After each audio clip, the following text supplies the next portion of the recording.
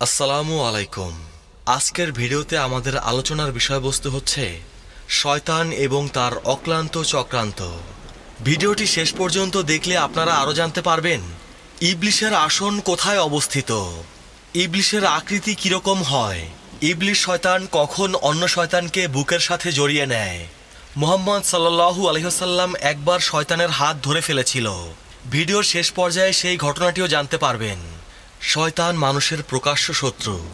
সে মানুষের ভেতরে বাইরে, শয়নে স্বপনে, দিবানিশি সর্ব অবস্থায় পথ ভ্রষ্ট করার সকল প্রকার প্রচেষ্টা অব্যাহত রেখেছে। আদম আলাইহিসসালামকে জান্নাত থেকে বের করার জন্য আপ্রাণ চেষ্টা করে সফলতা অর্জন করেছে। আদম আলাইহিসসালামকে সেজদা না করায় মহান আল্লাহর পক্ষ থেকে ইবলিশের প্রতি ছিল চরম অভিশাপ, যার ফলশ্রুতিতে ইবলিশ বা শয়তানের মানব জাতির সাথে চিরশত্রুতা। শয়তানের জাত বা বংশ হল মানুষ ও জিন, তবে নেতা বা মূল সর্দার হল ইবলিশ। মহান রাব্বুল আলামিন বলেন, এভাবে আমরা প্রত্যেক নবীর জন্য মানুষ ও জিনের মধ্য থেকে বহু শয়তানকে শত্রুরূপে নিযুক্ত করেছি। তারা প্রতারণার উদ্দেশ্যে একে অপরকে চাকচিক্যপূর্ণ কথা দ্বারা প্ররোচনা দেয়। সূরা আনআম। ইবলিশ জিন জাতির অন্তর্ভুক্ত ছিল।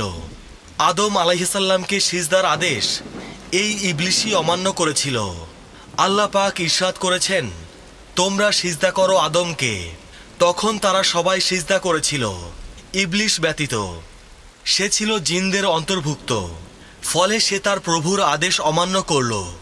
সূরা কাহফ। শয়তানের নির্দিষ্ট কোনো আকার আকৃতি নেই। প্রয়োজন মোতাবেক স্বেচ্ছায় নিজেদের আকার পরিবর্তন করতে পারে। শুধুমাত্র রাসূল করিম সাল্লাল্লাহু আলাইহি ওয়াসাল্লামের আকার ধারণ করতে পারে না। আবু হুরায়রা রাদিয়াল্লাহু তাআলা আনহু বলেন, রাসূল পাক সাল্লাল্লাহু আলাইহি ওয়াসাল্লাম বলেছেন, যে আমাকে স্বপ্নে দেখে সে ঠিক আমাকেই দেখে, কারণ শয়তান আমার আকৃতি ধারণ করতে পারে না। ইবনুল কাইয়িম রহমাতুল্লাহি আলাই বলেন, অনেকে মনে করে শয়তান লম্বা শিং, বিশাল দেহ, উজ্জ্বল অগ্নিঝরা দুটি চোখ, লম্বা লেজ বিশিষ্ট এক প্রাণী, কিন্তু এর কোনো দলিল প্রমাণ নেই। তবে বিভিন্নভাবে শয়তানের আকার আকৃতি বর্ণিত হয়েছে। উকবা বিন আমির রাদিয়াল্লাহু তাআলা আনহু থেকে বর্ণিত, রাসূল পাক সাল্লাল্লাহু আলাইহি ওয়াসাল্লাম ইয়ামানের দিকে লক্ষ্য করে বলেন, বেদুইনদের মধ্যে যারা উট নিয়ে ব্যস্ত থাকে এবং ধর্মের প্রতি মনোযোগী হয় না, সেখান থেকে শয়তানের শিং দুটি বের হয়।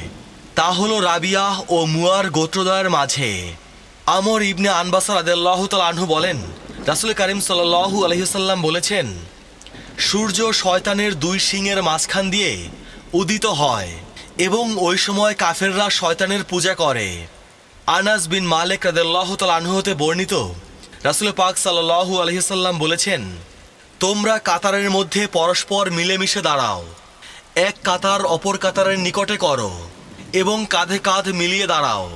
যার হাতে আমার জীবন তার শপথ, আমি শয়তানকে নামাজের কাতারের মধ্যে বকরির ন্যায় প্রবেশ করতে দেখেছি।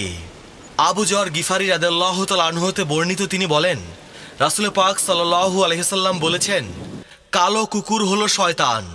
আয়েশা রাদিয়াল্লাহু তাআলা আনহা হতে বর্ণিত, তিনি বলেন, রাসূল পাক সাল্লাল্লাহু আলাইহি ওয়াসাল্লাম বলেছেন, যে কূপে রাসূলের জন্য জাদু করা হয় সেই কূপের পানি মেহেদির পানির মতো লাল এবং তার পাড়ের খেজুর গাছের মাথাগুলো শয়তানের মাথার মতো। মহান রাব্বুল আলামিন বলেন, এটা এমন এক বৃক্ষ যা উদ্যত হয়েছে জাহান্নামের তলদেশ থেকে, এর কলিগুলো যেন শয়তানের মাথা। সূরা সাফফাত। মূলত এটা জাহান্নামী ব্যক্তিদের খাবার হিসেবে প্রস্তুত রাখা জাক্কুম গাছ, যার মাথা শয়তানের মাথার মতো। শয়তান তথা ইবলিশ সৃষ্টির উপাদান হিসেবে আল্লাহ তাআলা আগুনের কথা উল্লেখ করে বলেন, আমি যখন তোমাকে নির্দেশ দিলাম তখন কোন বস্তু তোমাকে বাধা দিল যে তুমি সিজদা করলে না? সে বলল, আমি তার চেয়ে উত্তম। আপনি আমাকে সৃষ্টি করেছেন আগুন থেকে এবং তাকে সৃষ্টি করেছেন মাটি থেকে। সূরা আরাফ। তিনি আরও বলেন, আল্লাহ পাক আরও ইরশাদ করেন, এর পূর্বে জিন জাতিকে সৃষ্টি করেছি অগ্নি শিখা হতে। সূরা হিজর। আল্লাহ পাক কুরআনে পাকের অন্যত্র ইরশাদ করেন, এবং জিনকে সৃষ্টি করেছেন অগ্নি স্ফুলিঙ্গ হতে। সূরা আর রহমান। জারির রাদিয়াল্লাহু তাআলা আনহু থেকে বর্ণিত, তিনি বলেন, আমি রাসূল পাক সাল্লাল্লাহু আলাইহি ওয়াসাল্লামকে বলতে শুনেছি, নিশ্চয়ই ইবলিসের আসন সমুদ্রের উপরে স্থাপিত। সে লোকদেরকে ফিতনায় লিপ্ত করার জন্য তার বাহিনী প্রেরণ করে। শয়তানের নিকট সর্বাধিক বড় সে, যে সর্বাধিক ফিতনা সৃষ্টিকারী। শয়তানের মূল আবাসস্থল সমুদ্রে। এছাড়াও তার আরও কিছু থাকার জায়গা রয়েছে, যেমন মানুষের নাকের ছিদ্রে থাকে। নবী করিম সাল্লাল্লাহু আলাইহি ওয়াসাল্লাম বলেন, তোমাদের কেউ যখন ঘুম হতে ওঠে এবং অজু করে, তখন তার উচিত নাক 3 বার ঝেড়ে ফেলা, কারণ শয়তান তার নাকের ছিদ্রে রাত কাটিয়েছে। বারা বিন আজেব রাদিয়াল্লাহু তাআলা আনহু রাসূল করিম সাল্লাল্লাহু আলাইহি ওয়াসাল্লাম থেকে বর্ণনা করেন, রাসূল পাক সাল্লাল্লাহু আলাইহি ওয়াসাল্লামকে জিজ্ঞেস করা হলো উটের আস্তাবলে সালাত আদায় করা সম্পর্কে, কিন্তু মহানবী সাল্লাল্লাহু আলাইহি ওয়াসাল্লাম সেখানে নামাজ পড়তে নিষেধ করেছেন, কেননা তা শয়তানের আড্ডাখানা। সালমান ফার্সি রাদিয়াল্লাহু তাআলা আনহু হতে বর্ণিত, তিনি বলেন, তোমার যদি সম্ভব হয় তবে বাজারে প্রথম প্রবেশকারী হয়ো না এবং সেখান থেকে সর্বশেষ প্রস্থানকারী হয়ো না, কারণ বাজার শয়তানের আড্ডাস্থল, সেখানে সে নিজের ঝান্ডা গাড়ে। সাঈদ ইবনে আবি সাঈদ তার পিতার সূত্রে বর্ণনা করেন, তিনি হাসান ইবনে আলী রাদিয়াল্লাহু তাআলা আনহুকে নামাজরত অবস্থায় তার মাথার উপর অংশে চুল বাঁধার খোপা দেখে তার খোপা খুলে দেন। এতে তিনি রাগান্বিত হলে আবু রাফে বলেন, রাগান্বিত হবেন না, কেননা আমি রাসূল করিম সাল্লাল্লাহু আলাইহি ওয়াসাল্লামকে বলতে শুনেছি, এটা শয়তানের আসন। অর্থাৎ পুরুষের মাথার উপরিভাগে চুলের খোপা বাঁধলে তা শয়তানের আড্ডাখানায় পরিণত হয়। রাসূল পাক সাল্লাল্লাহু আলাইহি ওয়াসাল্লাম একদা বিছানা প্রসঙ্গে বলেন, একটা বিছানা নিজের জন্য, অপরটি স্ত্রীর জন্য, আরও একটা মেহমানের জন্য হওয়া দরকার, আর চতুর্থ বিছানাটি শয়তানের জন্য। অতএব বোঝা যায় অতিরিক্ত বিছানায় শয়তানের থাকার সুযোগ হয়। যখন ইবলিস আদম আলাইহিস সালামকে সিজদা না করার কারণে বিতাড়িত শয়তানে পরিণত হয়ে গেল, তখন সে বলল, আমাকে কিয়ামত পর্যন্ত অবকাশ দিন। আল্লাহ পাক বললেন, তোমাকে অবকাশ দেওয়া হলো। ইবলিস বলল, যে আদমের প্রতি অহংকারের কারণে আপনি আমার মধ্যে পথভ্রষ্টতার সঞ্চার করেছেন, সেই আদম সন্তানদের পথভ্রষ্ট করার জন্য আমি অবশ্যই আপনার সরল পথের ওপর বসে থাকব। অতঃপর আমি অবশ্যই তাদের কাছে আসব, তাদের সামনে, পেছনে, ডানে, বামে, সব দিক থেকে, আর তখন আপনি তাদের অধিকাংশকে কৃতজ্ঞ পাবেন না। সূরা আরাফ। অবশেষে শয়তানকে এমন ক্ষমতা দেওয়া হয়েছে যে সে বনি আদমের শিরায় প্রবেশ করতে পারে। রাসূল পাক সাল্লাল্লাহু আলাইহি ওয়াসাল্লাম বলেন, স্বামীর অনুপস্থিতিতে কোনো স্ত্রীর নিকট তোমরা প্রবেশ করো না, কেননা শয়তান তোমাদের রক্তনালীতে চলমান রয়েছে। আমরা বললাম, আপনার মধ্যেও? উত্তরে মহানবী সাল্লাল্লাহু আলাইহি ওয়াসাল্লাম বললেন, আমার মাঝেও। তবে আল্লাহ তাআলা আমাকে তার বিরুদ্ধে সাহায্য করেছেন, ফলে আমি নিরাপত্তা লাভ করেছি। যারা অসৎ পথে থেকেও মনে করে সৎ পথে আছে, তারা মূলত মিথ্যাবাদী। আর এমন মিথ্যাবাদীদের বিষয়ে মহান রাব্বুল আলামিন বলেন, শয়তান তাদেরকে বশীভূত করে নিয়েছে, অতঃপর আল্লাহর স্মরণ ভুলিয়ে দিয়েছে। তারা শয়তানের দল, সাবধান, শয়তানের দলই ক্ষতিগ্রস্ত। সূরা মুজাদালা। কবুতর নিয়ে খেলাধুলাকারীকে রাসূল করিম সাল্লাল্লাহু আলাইহি ওয়াসাল্লাম শয়তান বলেছেন। আবু হুরায়রা রাদিয়াল্লাহু তাআলা আনহু হতে বর্ণিত, তিনি বলেন, রাসূল পাক সাল্লাল্লাহু আলাইহি ওয়াসাল্লাম এক ব্যক্তিকে একটা কবুতরের অনুসরণ করতে দেখে বললেন, এক শয়তান আরেক শয়তানের পিছে লেগেছে। মন্ত্র পাঠ করাকে রাসূল পাক সাল্লাল্লাহু আলাইহি ওয়াসাল্লাম শয়তানের কাজ বলে আখ্যায়িত করেছেন। জাবির ইবনে আব্দুল্লাহ রাদিয়াল্লাহু তাআলা আনহু থেকে বর্ণিত, তিনি বলেন, একদা রাসূল পাক সাল্লাল্লাহু আলাইহি ওয়াসাল্লামকে মন্ত্রপাঠ করা সম্পর্কে জিজ্ঞেস করা হলে রাসূল পাক সাল্লাল্লাহু আলাইহি ওয়াসাল্লাম বলেন, এটা শয়তানের কাজ। কেউ যদি কাউকে অভিশাপ দেয় অথবা লাঞ্ছিত করার বদদোয়া করে, সে শয়তানের সাহায্যকারী। রাসূল পাক সাল্লাল্লাহু আলাইহি ওয়াসাল্লাম এমন করতে নিষেধ করেছেন। আয়েশা রাদিয়াল্লাহু তাআলা আনহা হতে বর্ণিত, তিনি বলেন, রাসূল পাক সাল্লাল্লাহু আলাইহি ওয়াসাল্লাম যখন তাশাহুদের বৈঠকে বসতেন, তখন বাম পা বিছিয়ে ডান পা খাড়া করে রাখতেন। তিনি শয়তানের মতো বসতে নিষেধ করেছেন। আবু সালাবা রাদিয়াল্লাহু তাআলা আনহু বলেন, লোকেরা যখন কোনো স্থানে অবতরণ করতেন, তখন তারা উপত্যকায় ছড়িয়ে যেতেন। রাসূল পাক সাল্লাল্লাহু আলাইহি ওয়াসাল্লাম বললেন, তোমাদের এ সকল গিরিপথে ও উপত্যকায় বিক্ষিপ্ত হওয়া শয়তানের কাজ। এরপর তারা কখনো কোনো মঞ্জিলে অবতরণ করলে একে অপরের সাথে মিলিত হয়ে থাকতেন। ওমর রাদিয়াল্লাহু তাআলা আনহু হতে বর্ণিত, তিনি বলেন, নবী করিম সাল্লাল্লাহু আলাইহি ওয়াসাল্লাম বলেছেন, তোমাদের কেউ যখন খাবার খায় তখন সে যেন ডান হাত দিয়ে খায়, এবং যখন পান করে তখন যেন ডান হাত দিয়ে পান করে, কারণ শয়তান বাম হাত দিয়ে খায় ও পান করে। নামাজের মধ্যে পাথর নাড়াচাড়া করাকে শয়তানের কাজ বলে উল্লেখ করা হয়েছে। আব্দুল্লাহ ইবনে ওমর রাদিয়াল্লাহু তাআলা আনহু থেকে বর্ণিত, তিনি এক ব্যক্তিকে নামাজে থাকা অবস্থায় পাথরের টুকরা নাড়াচাড়া করতে দেখে বললেন, তুমি নামাজে থাকা অবস্থায় পাথরের টুকরো নেড়ো না, কারণ তা শয়তানের কাজ। উল্লেখিত বিষয়গুলো মানবরূপী শয়তানের কাজ। ফলে যে ব্যক্তি এরূপ কাজে রত থাকবে তারাই শয়তান বা ইবলিশের দলভুক্ত বলে গণ্য হবে। এছাড়াও নামাজে কোমরে হাত রাখা ব্যক্তি গুপ্ত হত্যাকারী, অস্ত্র দ্বারা কোনো মুসলিমকে ইশারাকারী শয়তানের দলভুক্ত হয়। শয়তান মহান প্রভুর পক্ষ থেকে ক্ষমতা গ্রহণ করার পর মুমিনকে পথভ্রষ্ট করার জন্য রাস্তার মোড়ে মোড়ে বসে থাকে। হাদিস শরীফে এসেছে, আব্দুল্লাহ ইবনে মাসুদ রাদিয়াল্লাহু তাআলা আনহু থেকে বর্ণিত, তিনি বলেন, রাসূল পাক সাল্লাল্লাহু আলাইহি ওয়াসাল্লাম নিজ হাতে একটি দাগ দিলেন, অতঃপর বললেন, কোরআন হাদিস হতে বিভিন্ন পরিভাষায় উল্লেখ করা হয়েছে যা পরিত্যাগ করা প্রতিটি মানুষের জন্য অত্যন্ত জরুরি। ভিডিওর এ পর্যায়ে এ বিষয়গুলো আলোকপাত করব ইনশাআল্লাহ। আদম আলাইহিস সালামকে সিজদা না করার কারণে ইবলিশ যখন অভিশপ্ত শয়তানে পরিণত হলো, তখন ঈমানদার বান্দাদেরকে পথভ্রষ্ট করার জন্য প্রতিজ্ঞা করে। মহান রাব্বুল আলামিন ইরশাদ করেন, আর তোমার প্রতি আমার অভিশাপ রইল বিচার দিবস পর্যন্ত। ইবলিশ বলল, হে আমার প্রতিপালক, আপনি আমাকে অবকাশ দিন পুনরুত্থানের দিবস পর্যন্ত।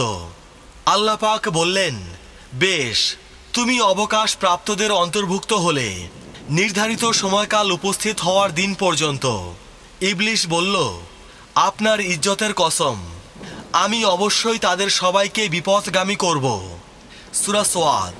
একদিন রাসূল পাক সাল্লাল্লাহু আলাইহি ওয়াসাল্লাম খুতবায় বলেন, জেনে রাখো, আমার রব আমাকে নির্দেশ দিয়েছেন যে আমি তোমাদের শিক্ষা দেই যা তোমরা জানো না, যা তিনি আমাকে আজকের এই দিনে শিক্ষা দিয়েছেন।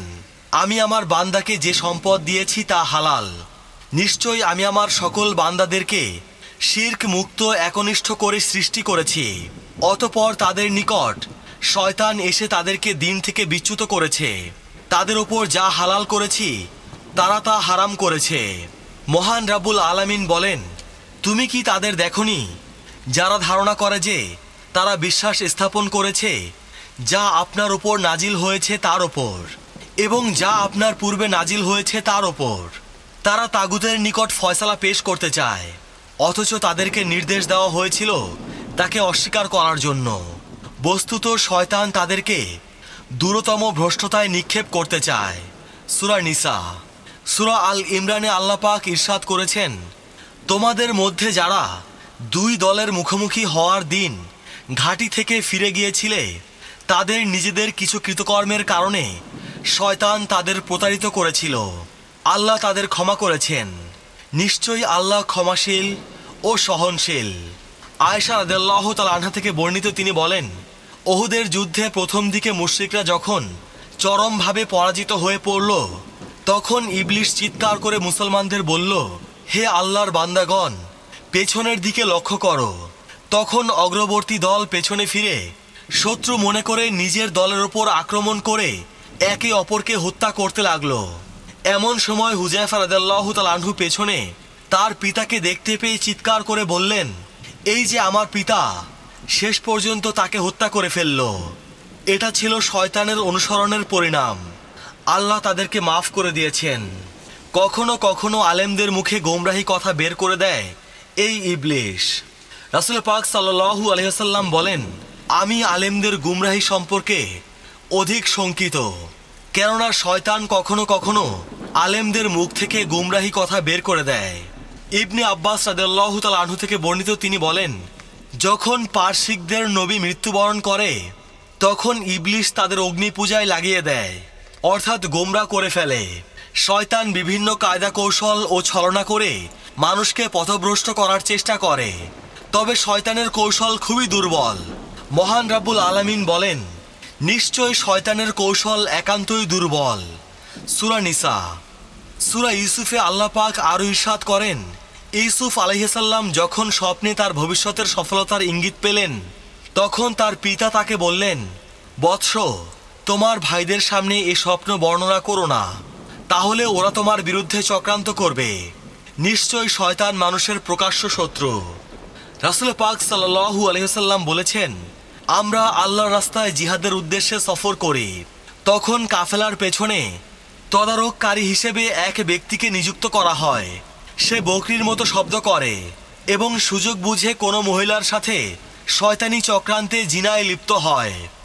শয়তান মানুষকে মিথ্যা প্রতিশ্রুতি ও দিক নির্দেশনা দিয়ে পথভ্রষ্ট করার চেষ্টা করে। আল্লাহ পাক ইরশাদ করেন, আল্লাহ তাকে অভিসম্পাত করেছেন। আর ইবলিশ বলেছিল যে, অবশ্যই আমি তোমার বান্দাদের মধ্য থেকে একটা নির্দিষ্ট অংশকে আমার দলে টেনে নেব। আমি অবশ্যই তাদের পথভ্রষ্ট করব, তাদেরকে মিথ্যা আশ্বাস দেব, তাদেরকে আদেশ দেব যেন তারা পশুর কর্ণ ছেদন করে, এবং তাদেরকে আদেশ করব যেন তারা আল্লাহর সৃষ্টি পরিবর্তন করে। বস্তুত যে ব্যক্তি আল্লাহকে ছেড়ে শয়তানকে বহুরূপে গ্রহণ করে, সে প্রকাশ্য ক্ষতিতে পতিত হয়। সে তাদেরকে প্রতিশ্রুতি দেয় ও মিথ্যা আশ্বাস দেয়, আর শয়তান তাদেরকে যে প্রতিশ্রুতি দেয় তা প্রতারণা বই কিছুই নয়। ওদের ঠিকানা হলো জাহান্নাম, সেখান থেকে তারা আর কোনো আশ্রয়স্থল পাবে না। শয়তান মানুষের মাঝে শত্রুতা ও ঘৃণা সৃষ্টি করে। মহান রাব্বুল আলামিন বলেন, শয়তান তো কেবল চায় মদ ও জুয়ার মাধ্যমে তোমাদের পরস্পরের মধ্যে শত্রুতা ও বিদ্বেষ সৃষ্টি করতে এবং আল্লাহর স্মরণ ও নামাজ হতে তোমাদেরকে বিরত রাখতে। অতএব তোমরা নিবৃত হবে কি? সূরা মায়েদা। পরস্পরে ভালো আচরণ করতে হবে, অন্যথায় এই দুর্বলতার সুযোগে শয়তান মানুষের মাঝে সংঘর্ষ বাঁধিয়ে চরম শত্রুতা সৃষ্টি করবে। মহান রাব্বুল আলামিন বলেন, হে নবী, তুমি আমার বান্দাদের বলো তারা যেন পরস্পর উত্তম কথা বলে, কেননা শয়তান সর্বদা তাদের মধ্যে বিভেদ সৃষ্টির উস্কানি দেয়। নিশ্চয় শয়তান মানুষের প্রকাশ্য শত্রু। বনি ইসরাইল। এজন্য রাসূল পাক সাল্লাল্লাহু আলাইহি ওয়াসাল্লাম বলেন, যে আল্লাহ তাআলা ও পরকালের প্রতি বিশ্বাস স্থাপন করে সে যেন উত্তম কথা বলে অথবা চুপ থাকে। শয়তান মানুষের সামনে পাপ, অশালীন ও অশ্লীল কাজকর্মকে সুন্দর ও সুসজ্জিত করে উপস্থাপন করে, ফলে তাকে ভালো কাজ মনে করে মানুষ আমল করে জাহান্নামী হয়ে যায়। শয়তানের এই ভাষাকে মহান রাব্বুল আলামিন উল্লেখ করে বলেন, শয়তান বলল, হে আমার পালনকর্তা, যেহেতু তুমি আমাকে বিপদগামী করলে, সেহেতু আমিও পৃথিবীতে তাদের নিকট পাপ কর্মকে শোভনীয় করব এবং তাদের সবাইকে পথভ্রষ্ট করব, তবে তাদের মধ্য থেকে তোমার নির্বাচিত বান্দারা ব্যতীত। সূরা হিজর। পবিত্র কোরআনের অন্যত্র এসেছে, যখন শয়তান বদরের দিন কাফেরদের নিকট তাদের কাজগুলোকে শোভনীয় করে দেখিয়েছিল এবং বলেছিল, আজ তোমাদের ওপর বিজয়ী হবার মতো কোনো লোক নেই, আর আমি তোমাদের সাথে আছি। কিন্তু যখন দুদল মুখোমুখি হলো, তখন সে পিঠ ফিরে পালালো এবং বলল, আমি তোমাদের থেকে মুক্ত, আমি যা দেখেছি তোমরা তা দেখোনি। আমি আল্লাহকে ভয় করি, আর আল্লাহ কঠিন শাস্তিদাতা। সূরা আনফাল। এই আয়াতের প্রেক্ষাপট হল, বদর যুদ্ধের সময় শয়তান মুশরিকদের বিজয়ের আশ্বাস দিয়ে সাহায্য করার প্রতিশ্রুতি দেয় এবং তাদের কার্যাবলীকে শোভনীয় করে দেখায়। কিন্তু যখন শয়তান ফেরেশতাদের দলকে তাদের বিপক্ষে দেখতে পায়, তখন শয়তান পালিয়ে যায়। অন্যত্র আল্লাহ পাক ইরশাদ করেছেন, আল্লাহর কসম, আমরা তোমার পূর্বে বহুজাতির নিকটে রাসূল প্রেরণ করেছি, অতঃপর শয়তান তাদের মন্দ কর্মসমূহকে শোভনীয় করে দেখিয়েছিল। সে আজ তাদের অভিভাবক, আর তাদের জন্য রয়েছে মর্মন্তুদ শাস্তি। সূরা নাহল। এছাড়াও এ ব্যাপারে সূরা আনআমের 43, নামলের 24 এবং আনকাবুতের 38 নম্বর আয়াতে আল্লাহ পাক অনুরূপ বর্ণনা করেছেন। শয়তান মানুষের মনের মাঝে কুমন্ত্রণা, প্ররোচনা, সংশয়, সন্দেহ এবং অবিশ্বাস প্রবেশ করিয়ে পথভ্রষ্ট করার প্রচেষ্টা চালায়। মিথ্যা প্ররোচনার মাধ্যমে আদম ও হাওয়া আলাইহিসসালামকে জান্নাত থেকে বের করে দেয়। এই ঘটনা পবিত্র কুরআনে সবিস্তারে বর্ণিত হয়েছে। মহান রাব্বুল আলামিন ইরশাদ করেছেন, অতঃপর তাদের লজ্জায় স্থান যা পরস্পর থেকে গোপন ছিল তা প্রকাশ করে দেবার জন্য শয়তান তাদের কুমন্ত্রণা দিল এবং বলল, তোমাদের প্রতিপালক এই বৃক্ষ থেকে তোমাদের নিষেধ করেছেন কেবল এই জন্য যে তাহলে তোমরা দুজন ফেরেশতা হয়ে যাবে অথবা এখানে চিরস্থায়ী বসবাসকারী হয়ে যাবে। সূরা আরাফ। আল্লাহ পাক কুরআনে পাকের অন্যত্র ইরশাদ করেছেন, অতঃপর শয়তান তাকে কুমন্ত্রণা দিল। সে বলল, হে আদম, আমি কি তোমাকে বলে দেব অনন্ত জীবন দায়িনী বৃক্ষের কথা এবং এমন রাজত্বের কথা যা ক্ষয় হয় না? অতঃপর তারা উভয়ে ওই নিষিদ্ধ বৃক্ষ হতে ফল ভক্ষণ করল। ফলে তাদের সামনে তাদের গুপ্তাঙ্গ প্রকাশিত হয়ে পড়ল এবং তারা জান্নাতের বৃক্ষপত্র দ্বারা নিজেদেরকে আবৃত করতে শুরু করল। এভাবে আদম আলাইহিসসালাম তার প্রতিপালকের অবাধ্যতা করল এবং পথ হারালো। সূরা তাহা। আবু হুরায়রা রাদিয়াল্লাহু তাআলা আনহু হতে বর্ণিত, নবী করিম সাল্লাল্লাহু আলাইহি ওয়াসাল্লাম বলেছেন, তোমাদের কারো নিকট শয়তান আসতে পারে এবং বলতে পারে, এই বস্তু কে সৃষ্টি করেছে, ওই বস্তু কে সৃষ্টি করেছে, এমনকি শেষ পর্যন্ত বলে বসবে, তোমার রবকে কে সৃষ্টি করেছে। যখন ব্যাপারটি এমন পর্যায়ে পৌঁছে যাবে তখন সে যেন অবশ্যই আল্লাহর নিকট আশ্রয় চায় এবং সে যেন এমন চিন্তা করা থেকে বিরত হয়ে যায়। রাসূল পাক সাল্লাল্লাহু আলাইহি ওয়াসাল্লাম আরো বলেছেন, তোমাদের কারো কারো নামাজ আদায়কালে শয়তান আসে এবং নামাজের বিষয়ে সন্দেহে ফেলে দেয়, ফলে বান্দাটি বুঝতে পারে না সে কত রাকাত নামাজ আদায় করেছে। তোমাদের কারো যদি এইরকম কিছু হয় তবে শেষ বৈঠকে বসা অবস্থায় সে যেন দুটি সিজদা করে দেয়। শয়তানের কাজ হলো আল্লাহর স্মরণ বা জিকির ভুলিয়ে দিয়ে বিপথগামী করা। যেমন মহান আল্লাহ পাক বলেন, অতঃপর যে ব্যক্তি সম্পর্কে স্বপ্নের ব্যাখ্যা অনুযায়ী ধারণা ছিল যে সে মুক্তি পাবে, তাকে ইউসুফ বলে দিল যে তুমি তোমার মনিবের কাছে অর্থাৎ বাদশাহের কাছে আমার বিষয়ে আলোচনা করবে যাতে তিনি আমাকে মুক্তি দেন। কিন্তু শয়তান তাকে তার মনিবের কাছে বলার বিষয়টি ভুলিয়ে দেয়, ফলে তাকে কয়েক বছর কারাগারে থাকতে হয়। সূরা ইউসুফ। মুসা আলাইহিসসালাম এক যুবককে নিয়ে খিজির আলাইহিসসালামের সাক্ষাতে বের হলেন। একটি মাছ ছিল তাদের গন্তব্যের চিহ্ন। মাছটি যেখানে জীবিত হয়ে সমুদ্রে চলে যাবে সেখানে সে সাক্ষাৎ পাবে বলে নির্দেশনা দেয়া ছিল, কিন্তু যুবক তা বলতে ভুলে যায়। মাছের বিষয়ে মুসা আলাইহিসসালাম যুবককে জিজ্ঞেস করলে সে উত্তর দিল, আপনি কি খেয়াল করে দেখেছেন যখন আমরা একটি প্রস্তর খণ্ডে বিশ্রাম নিয়েছিলাম সেখানে আমি মাছের কথা ভুলে গিয়েছিলাম, শয়তানি আমাকে ওর কথা স্মরণ রাখতে ভুলিয়ে দিয়েছিল। সে বিস্ময়কর ভাবে নিজের পথ করে সমুদ্রে নেমে গেল। সূরা কাহাফ। আবু সাঈদ খুদরি রাদিয়াল্লাহু তাআলা আনহু হতে বর্ণিত, তিনি বলেন, রাসূল পাক সাল্লাল্লাহু আলাইহি ওয়াসাল্লাম বলেছেন, হে লোক সকল, আমাকে কদরের রাত সম্পর্কে অবহিত করা হয়েছিল এবং আমি তোমাদের তা জানানোর জন্য বের হয়ে আসলাম, কিন্তু দুই ব্যক্তি ঝগড়া করতে করতে আমার নিকটে উপস্থিত হলো এবং তাদের সাথে ছিল শয়তান, তাই আমি তা ভুলে গেছি। শয়তান মানুষের মাঝে বিভিন্ন কৌশলে প্ররোচনা দেয়। মহান রাব্বুল আলামিন বলেন, হে নবী, তুমি আমার বান্দাদের বলো তারা যেন পরস্পর উত্তম কথা বলে, কেননা শয়তান সর্বদা তাদের মধ্যে বিভেদ সৃষ্টির উস্কানি দেয়। নিশ্চয় শয়তান মানুষের প্রকাশ্য শত্রু। সূরা বনী ইসরাইল। শয়তান ইউসুফ আলাইহিসসালামের ভাইদের মধ্যে যে বিভেদ সৃষ্টি করেছিল তা সকলেরই জানা। মহান রাব্বুল আলামিন সূরা ইউসুফের 100 নম্বর আয়াতে এই বিষয়টি উল্লেখ করেছেন। আর এমন পরিস্থিতির মোকাবেলায় মহান রাব্বুল আলামিন ইরশাদ করেন, শয়তানের কুমন্ত্রণা যদি তোমাকে প্ররোচিত করে তাহলে আল্লাহর আশ্রয় গ্রহণ করো, নিশ্চয় তিনি সর্বশ্রোতা ও সর্বজ্ঞ। সূরা আরাফ। শয়তান মানুষকে নানাভাবে ধোঁকা দেয়। সে মানুষকে ছলনা ও ধোঁকাপূর্ণ প্রতিশ্রুতি দেয়। মহান রাব্বুল আলামিন বলেন, শয়তান তাদেরকে যে প্রতিশ্রুতি দেয় তা ছলনা মাত্র। সূরা বনী ইসরাইল। স্বয়ং আদম ও হাওয়া আলাইহিসসালাম এমন ধোঁকা ও প্রতারণার শিকার হন। মহান রাব্বুল আলামিন বলেন, এভাবে তাদের দুজনকে ধোঁকার মাধ্যমে সে ধীরে ধীরে ধ্বংসে নামিয়ে দিল। অতঃপর যখন তারা উক্ত বৃক্ষের স্বাদ আস্বাদন করল তখন তাদের লজ্জার স্থান তাদের সামনে প্রকাশ হয়ে গেল, ফলে তারা জান্নাতের পাতাসমূহ দিয়ে তা ঢাকতে লাগলো। সূরা আরাফ।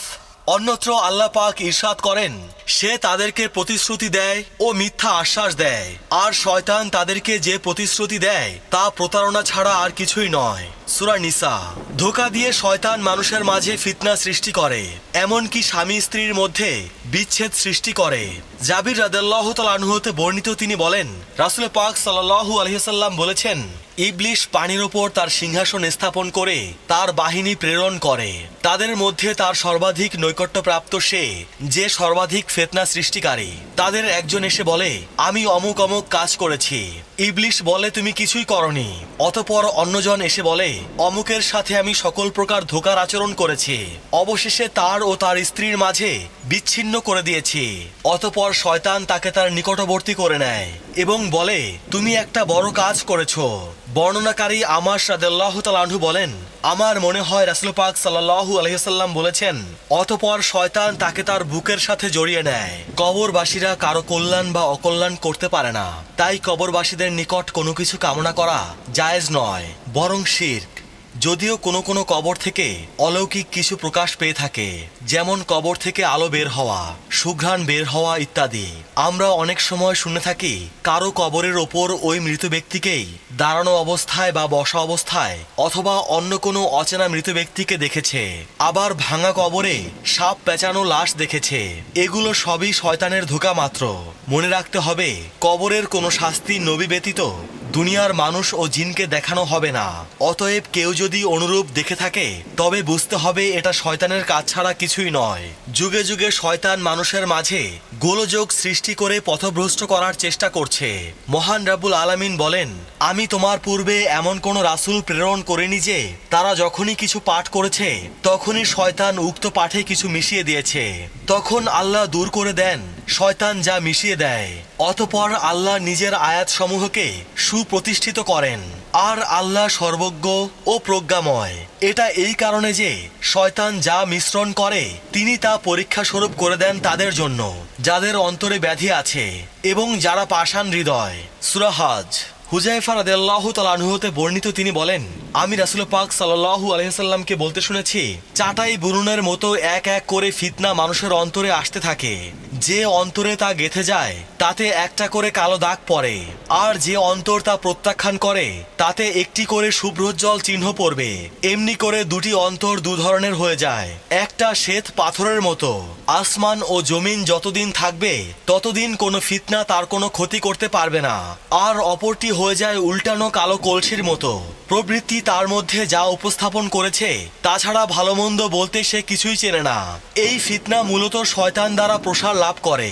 যারা বুঝতে পারে তারা ফিতনা থেকে বাঁচতে পারে, অন্যথায় এমন ফিতনায় পতিত হতে হবে। এমন সকল ফিতনা থেকে বাঁচার জন্য আল্লাহ রাসূল সাল্লাল্লাহু আলাইহি ওয়াসাল্লাম বলেন, কোন পুরুষ যখন কোনো স্ত্রী লোকের সঙ্গে নির্জনে সাক্ষাৎ করে তখন এদের সঙ্গে অবশ্যই তৃতীয় জন থাকে, আর সে হলো শয়তান। একজন মানুষ শয়তানের কুমন্ত্রণায় পড়ে এমন ফিতনা ফাসাদে জড়িয়ে পড়ে, এর ভয়াবহতা সম্পর্কে মহান রাব্বুল আলামিন বলেন, বস্তুত ফিতনা সৃষ্টি করা হত্যার চেয়েও বড় পাপ। সূরা বাকারা। এক শ্রেণীর লোক কুরআন দ্বারা ফিতনা সৃষ্টির লক্ষ্যে আয়াতের অপব্যাখ্যায় লিপ্ত হয়। আল্লাহ তাআলা ইরশাদ করেছেন, অতঃপর যাদের অন্তরে বক্রতা রয়েছে তারা অস্পষ্ট আয়াতগুলোর পিছে পড়ে ফিতনা সৃষ্টি করার জন্য এবং তাদের মন মতো ব্যাখ্যা দেবার জন্য। সূরা আল ইমরান। শয়তান মানুষকে কুকর্ম, অশ্লীলতা ও নিন্দনীয় কাজের আদেশ দেয়। আল্লাহ পাক বলেন, হে বিশ্বাসীগণ, তোমরা শয়তানের পদাঙ্ক অনুসরণ করো না। যে ব্যক্তি শয়তানের অনুসরণ করে সে তো তাকে নির্লজ্জতা ও মন্দ কাজের নির্দেশ দেয়। যদি তোমাদের ওপর আল্লাহর অনুগ্রহ ও দয়া না থাকতো তাহলে তোমাদের কেউ কখনো পবিত্র হতে পারতো না। তবে আল্লাহ যাকে চান তাকে পবিত্র করেন এবং আল্লাহ সবকিছু শোনেন ও জানেন। সূরা নূর। অন্যত্র আল্লাহ পাক আরো বলেন, সে তো তোমাদের কেবল মন্দ ও অশ্লীল কাজের এবং আল্লাহ সম্পর্কে তোমরা যা জানো না এমন সব বিষয় তোমাদের বলার নির্দেশ দেয়। সূরা বাকারা। শয়তানের নির্দেশে কখনো অশ্লীল কাজে জড়িত হওয়া যাবে না। মহান রাব্বুল আলামিন ইরশাদ করেছেন, তুমি বলো, নিশ্চয়ই আমার প্রভু প্রকাশ্য ও গোপন সকল প্রকার অশ্লীলতা হারাম করেছেন এবং হারাম করেছেন সকল প্রকার পাপ ও অন্যায় বাড়াবাড়ি। আর তোমরা আল্লাহর সাথে সাথে কাউকে শরিক করো না, যে বিষয়ে তিনি কোনো প্রমাণ নাজিল করেননি, এবং আল্লাহ সম্পর্কে এমন কথা বলো না যে বিষয়ে তোমরা কিছু জানো না। সূরা আরাফ। একবার হজের সময় রাসূল করিম সাল্লাল্লাহু আলাইহি সাল্লামের পেছনে ফজল ইবনে আব্বাস, রাসূল করিম সাল্লাল্লাহু আলাইহি সাল্লামের চাচাতো ভাই, উটে আরোহী অবস্থায় ছিলেন। এক যুবতী মহিলা বৃদ্ধ পিতার বদলি হজের ফতোয়া তলব করতে আসলে তিনি ফজলের ঘাড় ঘুরিয়ে অন্যদিকে করে দিলেন। আব্বাস রাদিয়াল্লাহু তাআলা আনহু বললেন, হে আল্লাহ রাসূল সাল্লাল্লাহু আলাইহি সাল্লাম, আপনার চাচাতো ভাইয়ের ঘাড় ঘুরিয়ে দিলেন কেন? উত্তরে মহানবী সাল্লাল্লাহু আলাইহি সাল্লাম বললেন, আমি দেখলাম এরা দুজন হলো যুবক যুবতী, আমি তাদেরকে শয়তান থেকে নিরাপদ মনে করিনি। এতে বোঝা যায় অশ্লীল ও অপছন্দনীয় কিছু ঘটার সন্দেহপূর্ণ অবস্থাতেই সতর্ক হতে হবে। যারা শয়তানের ধোকায় পড়ে রাসূল করিম সাল্লাল্লাহু আলাইহি সাল্লামের পথের সাথে অন্য পথ অবলম্বন করে চলে, তারা হাসরের মাঠে নিজেদের হাত কামড়িয়ে আফসোস করবে এবং বলবে, আমার কাছে কুরআন আসার পরেও সে আমাকে পথভ্রষ্ট করেছিল। বস্তুত শয়তান মানুষের জন্য পথভ্রষ্টকারী। সূরা ফুরকান। বদর যুদ্ধের পূর্বে কাফেরদেরকে শয়তান খুব সহযোগিতার প্রতিশ্রুতি দিয়েছিল, কিন্তু যখন বিপদ ঘনীভূত হয়ে আসলো তখন সে তার দলবল নিয়ে কাফের কুরাইশদেরকে মাঠে রেখে পলায়ন করলো। কখনো কখনো শয়তান অনেককে কুফরি করতে আদেশ দিয়ে তাদের সাথে সম্পর্ক ছিন্ন করে। মহান রাব্বুল আলামিন বলেন, তাদের দৃষ্টান্ত শয়তানের মতো, যে মানুষকে বলে কুফরি করো, অতঃপর যখন সে কুফরি করে তখন বলে আমি তোমার থেকে মুক্ত, আমি বিশ্ব চরাচরের প্রতিপালক আল্লাহকে ভয় করি। সূরা হাশর। মহান রাব্বুল আলামিন কোরআনের অন্যত্র ইরশাদ করেন, শয়তান তো কেবল চায় মদ ও জুয়ার মাধ্যমে তোমাদের পরস্পরের মধ্যে শত্রুতা ও বিদ্বেষ সৃষ্টি করতে এবং আল্লাহর স্মরণ ও নামাজ হতে তোমাদেরকে বিরত রাখতে। সূরা মায়েদা। এমনিভাবে শয়তান সাবাবাসীদেরকে আল্লাহর ইবাদত থেকে সূর্যের ইবাদতে মত্ত রাখে। মহান রাব্বুল আলামিন ইরশাদ করেন, আমি তাকে ও তার সম্প্রদায়কে দেখলাম তারা আল্লাহকে ছেড়ে সূর্যের পূজা করছে। শয়তান তাদের কর্মসমূহকে তাদের নিকট শোভনীয় করে দিয়েছে এবং তাদেরকে আল্লাহর পথ থেকে বিরত রেখেছে, ফলে তারা সুপথ প্রাপ্ত হয় না। সূরা নমল। আল্লাহ তাআলা সতর্ক করে দিয়ে বলেন, আর শয়তান যেন তোমাদেরকে আমার অনুসরণ থেকে বিরত না রাখে, সে তোমাদের প্রকাশ্য শত্রু। সূরা জুখরুফ। যারা আল্লাহর রাস্তায় তথা কল্যাণের পথে বাধা প্রদান করে তাদের অশুভ পরিণতির কথা উল্লেখ করে মহান রাব্বুল আলামিন উল্লেখ করেছেন, যারা কুফরি করেছিল এবং আল্লাহর পথে বাধা দান করেছিল আমরা তাদের শাস্তির ওপর শাস্তি বাড়িয়ে দেব, কারণ তারা পৃথিবীতে অশান্তি সৃষ্টি করত। সূরা নাহল। যারা সত্যিকার মিথ্যাবাদী, শয়তান তাদেরকে পরাভূত করে নিজেদেরকে দলভুক্ত করে নিয়েছে। মহান রাব্বুল আলামিন বলেন, যেদিন আল্লাহ তাদের সবাইকে পুনরুত্থিত করবেন তখন তারা আল্লাহর সামনে শপথ করবে যেমন তারা তোমাদের সামনে শপথ করে, এবং তারা ধারণা করে যে তারাই যথেষ্ট হেদায়েতের উপর রয়েছে। সাবধান, ওরাই হলো মিথ্যাবাদী, শয়তান তাদের ওপর বিজয়ী হয়েছে। সূরা মুজাদালা। আবু দারদা রাদিয়াল্লাহু তাআলা আনহু হতে বর্ণিত, তিনি বলেন, আমি রাসূল পাক সাল্লাল্লাহু আলাইহি ওয়াসাল্লামকে বলতে শুনেছি, যখন কোনো গ্রামে বা বন জঙ্গলে 3 জন লোক একত্রিত হয় এবং জামাতে নামাজ আদায় না করে তখন শয়তান তাদের উপর প্রভুত্ব বিস্তার করে। অতএব তোমরা জামাতে নামাজ আদায় করো, কেননা দলচ্যুত বকরীকে নেকড়ে বাঘ ভক্ষণ করে থাকে। হুযায়ফা রাদিয়াল্লাহু তাআলা আনহু হতে বর্ণিত, তিনি বলেন, আমরা রাসূল কারীম সাল্লাল্লাহু আলাইহি ওয়াসাল্লামের সাথে আহার করতে বসলে তিনি খাবারে হাত না রাখা পর্যন্ত আমরা হাত দিতাম না। একদা আমরা রাসূল কারীম সাল্লাল্লাহু আলাইহি ওয়াসাল্লামের সাথে খাবার খেতে উপস্থিত হলাম। হঠাৎ একটি বালিকা এমনভাবে এলো যেন তাকে পেছন থেকে ধাক্কা দেওয়া হচ্ছিল।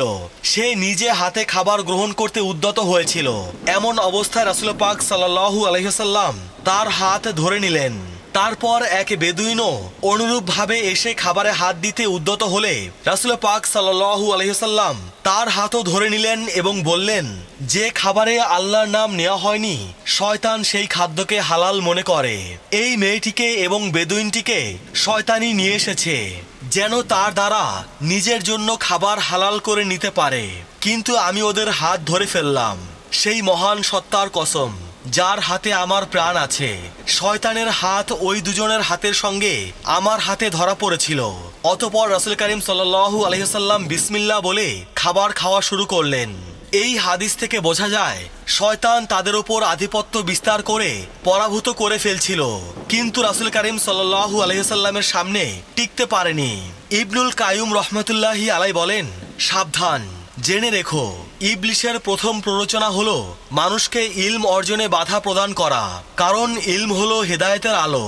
যদি এই আলো নিভিয়ে দিতে পারে তাহলে মানুষকে জাহিলিয়াতের অন্ধকারে যেমন খুশি তেমন ডুবিয়ে দিতে পারে, এমনকি তাদের ভক্তদের বিবাহের মতো সুন্নাত পরিত্যাগ করতে উদ্বুদ্ধ করে, সংসার বিরাগী করে সুফি মতবাদের দিকে ঠেলে দেয়, গ্রহণ করে বৈরাগ্য সাধন, ইবাদত করে পাহাড়ে বসে, ত্যাগ করে জুমুয়া ও জামাত। শয়তান তার সমর্থকদের মাঝে প্ররোচনা দেয়, অবহিত করে, ফলে ঝগড়া বিবাদ ও ফিতনা ফিসাদ বৃদ্ধি পেয়ে থাকে। আল্লাহ তাআলা বলেন, আর শয়তানরা তাদের বন্ধুদের প্ররোচনা দেয় যেন তারা তোমাদের সাথে বিতণ্ডা করে, তবে যদি তোমরা তাদের শিরকি যুক্তির আনুগত্য করো তাহলে তোমরা অবশ্যই মুশরিক হয়ে যাবে। সূরা আনআম।